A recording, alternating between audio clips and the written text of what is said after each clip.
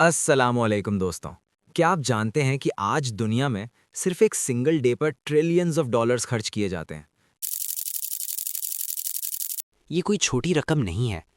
Christmas आज के दौर में सिर्फ एक रिलीजियस इवेंट नहीं रहा, बल्कि ये दुनिया का सबसे बड़ा कमर्शियल बिजनेस बन चुका है। मगर इन रोशनियों के पीछे कुछ ऐसे सवालात हैं जो हर सोचने वाले जहन में आते हैं।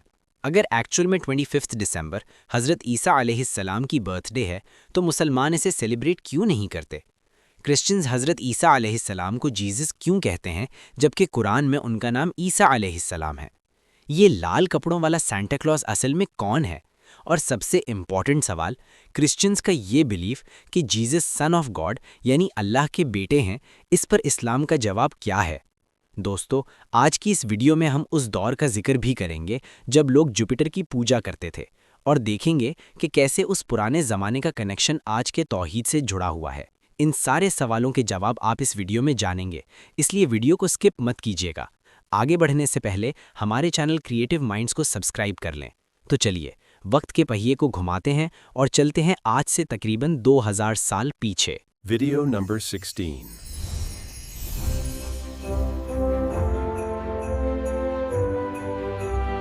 ये वो ज़माना था जब दुनिया पर रोमन एम्पायर का कंट्रोल था। रोमन्स उस वक्त की सुपर पावर थे और उनका जुल्म उरूज पर था। उस वक्त के लोग बुत परस्ती यानी आइडल वर्शिप में फंसे हुए थे और जुपिटर उनका सबसे बड़ा खुदा माना जाता था। इसी घुटन भरे माहौल में अल्लाह ने बनी इसराइल की हिदायत के लिए हज़रत ईसा को भेजा। लेकिन हज़रत ईसा की पैदाइश आम इंसानों की तरह नहीं थी। ये अल्लाह का एक मोजिज़ा था कि वो बग़ैर बाप के बीबी मरियम के यहाँ पैदा हुए। कुरान ने इस वाक़ये को तफसील से बयान किया है और ये साबित किया है कि अल्लाह हर चीज़ पर कादिर है।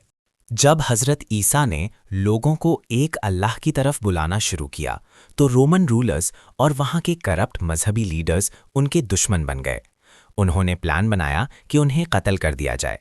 लेकिन इस्लाम और कुरान हमें बताता है कि ना तो उन्होंने उन्हें कत्ल किया और ना ही सूली चढ़ाया, बल्कि अल्लाह ने उन्हें अपनी तरफ आसमानों पर उठा लिया। इसी रोमन जुल्म की एक और दास्तान उन नौजवानों की है जिन्हें हम अस्हाबे कहफ के नाम से जानते हैं। जब बादशाह दकियानूस ने उन्हें शिर्क पर मजबूर किया, तो उन्होंने अपने महल, अपनी दौलत और अपनी जवानी को ठुकराकर एक अंधेरी गार को अपना ठिकाना बनाया। उन्होंने दुआ की, ऐ हमारे रब, हमें अपने पास से रहमत अता फरमा। अल्लाह ने उनकी दुआ ऐसे कबूल की कि वक्त को थामा दिया। वो गार में सोए रहे और बाहर सदियां बीत गईं। 300 साल तक सूरज उनकी गार के दहाने से कटकर निकल जाता रहा ताकि उनका जिस्म महफूज रहे। जब वो जागे तो दुनिया बदल चुकी थी और रोमन एम्पायर का वो गुरूर मिट्टी में मिल चुका था। ये वाक़यात सिर्फ तारीख नहीं है, बल्कि इस बात की निशानी है कि जब दुनिया के मसीहा हार मान लेते हैं, तब अल्लाह की मदद गैब से आती है। अब सवाल ये पैदा होता है कि जब हज़रत ईसा अलैहिस्सलाम को अल्लाह ने उठा लिया, तो उनके बाद क्या हुआ? यहाँ से क्रिश्चियनिटी की शुरुआत होती है, लेकिन ये शुरुआत बहुत कॉम्प्लेक्स थी। सबसे पहली चेंज नाम में आई। हज़रत ईसा अलैहिस्सलाम की नेटिव लैंग्वेज एरामाइक या हिब्रू थी, जिसमें उनका नाम येशुआ या याशू था। लिंग्विस्टिक चेंजेस की वजह से ये ग्रीक में ईसूस, जहाँ से जीसस निकलता है, और इंग्लिश में जीसस बन गया। इस तरह ये नाम डिफरेंट लैंग्वेजेस में इवॉल्व हुआ। मगर इससे भी बड़ी चेंज उनकी तालीमात में आई। हज़रत ईसा अलैहिस्सलाम ने सिर्फ तौहीद और यहूदियों की शरीयत को फॉलो करने का दर्स दिया था। लेकिन उनके जाने के कुछ अरसे बाद सेंट पॉल नाम के एक शख्स ने क्रिश्चियनिटी को रोमन एम्पायर में फैलाने का मिशन शुरू किया। पॉल का असल फोकस नॉन ज्यूज यानी रोमन पेगन्स को इस नए रिलीजन में लाना था। उन्होंने कहा कि अब सर्कमसिजन और पुरानी ज्यूइश शरीयत को फॉलो करना ज़रूरी नहीं है। इस नए अप्रोच ने क्रिश्चियनिटी को ज़्यादा एक्सेप्टेबल बना दिया रोमन कल्चर में।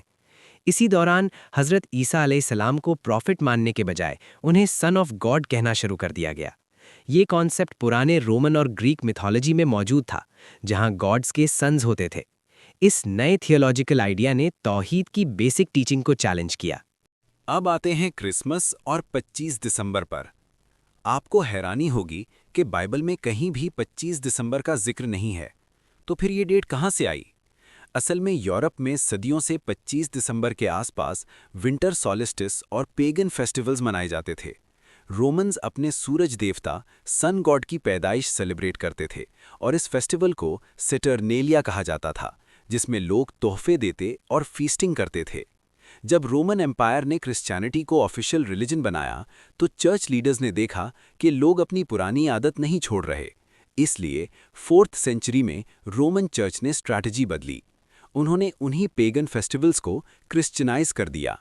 उन्होंने कहा कि हम सन गॉड की बर्थडे मनाने के बजाय अब 25 दिसंबर को जीसस, जिन्हें वो सन ऑफ गॉड मानते थे, की बर्थडे मनाएंगे। इस तरह क्रिसमस का आगाज हुआ और इसका डायरेक्ट कनेक्शन पुराने पेगन रिवाजों से है। इस्लाम इस बारे में क्या कहता है? कुरान में सूरे मरियम में जिक्र है कि जब हज़रत ईसा अलैहिस्सलाम की पैदाइश होने वाली थीं तो अल्लाह ने बीबी मरियम से ताज़ा पकी हुई खजूरें, डेट्स खाने को कहा।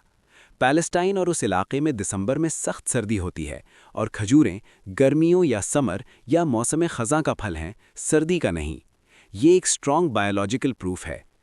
इवन बाइबल में भी लिखा है कि जब जीसस पैदा हुए तो गडरिये अपने भेड़ बकरियों के साथ खुले आसमान के नीचे थे। दिसंबर की बर्फबारी और सर्दी में ये इम्पॉसिबल था। हिस्ट्री, कुरान और लॉजिक सब ये इशारा देते हैं कि 25 दिसंबर हज़रत ईसा अलैहिस्सलाम की पैदाइश का दिन नहीं है। अब हम मॉडर्न दौर में आते हैं। आज क्रिसमस का मतलब सिर्फ रिलीजियस इबादत नहीं, बल्कि शॉपिंग, लाइट्स और सेंटा क्लॉज है। लेकिन ये सेंटा क्लॉज कौन है? असल में ये 4th सेंचुरी में एक क्रिश्चियन सेंट थे जिनका नाम सेंट निकोलस था, जो टर्की में रहते थे और गरीबों की मदद करने और चुपके से गिफ्ट देने के लिए मशहूर थे। उनकी डेथ 6 दिसंबर को हुई थी। डच लोग उन्हें सिंटाक्लास कहते थे, जो बाद में अमेरिका में आकर सेंटा क्लॉज बन गया। और ये लाल सूट और सफ़ेद दाढ़ी वाला आइकॉनिक इमेज, इसे पॉपुलर करने में कोका कोला की मार्केटिंग कैंपेन्स का बहुत बड़ा हाथ है 1930s में। यानी आज का सेंटा क्लॉज हिस्ट्री और कॉरपोरेट ब्रांडिंग का एक मिक्सचर है। इसी तरह क्रिसमस ट्री का कॉन्सेप्ट भी हज़रत ईसा अलैहिस्सलाम से नहीं मिलता। पुराने ज़माने में पेगन्स सर्दी में एवरग्रीन ट्रीज, सनोबर के दरख्त को अपने घरों में लटकाते थे।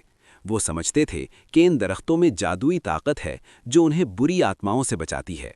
जब क्रिश्चियनिटी फैली तो चर्च ने इस पेगन रिवाज को भी अडॉप्ट कर लिया और इसे क्रिसमस ट्री का नाम दे दिया। दोस्तों, क्योंकि ये वीडियो क्रिसमस के मौके पर अपलोड की जा रही है तो हम अपने क्रिश्चियन व्यूअर्स और नेबर्स के लिए अमन और सलामती की दुआ करते हैं, क्योंकि इस्लाम हमें हर मज़हब के लोगों के साथ हुस्न सलूक का दर्ज देता है, लेकिन साथ ही साथ अपने ईमान की हिफाजत करना भी हमारी जिम्मेदारी है। बात को समेटते हुए अल्लामा इकबाल का ये पैगाम याद आता है, अपने मरकज से अगर दूर निकल जाओगे, खाक हो जाओगे, अफसानों में खो जाओगे। तो दोस्तों, आज की वीडियो का मकसद किसी की दिल आज़ारी करना नहीं था, बल्कि हकीकत को सामने लाना था। उम्मीद है आपको बहुत कुछ नया सीखने को मिला होगा। अगर वीडियो पसंद आई तो लाइक करें और दोस्तों के साथ शेयर ज़रूर करें। क्रिएटिव माइंड्स की टीम की तरफ से अल्लाह हाफिज़।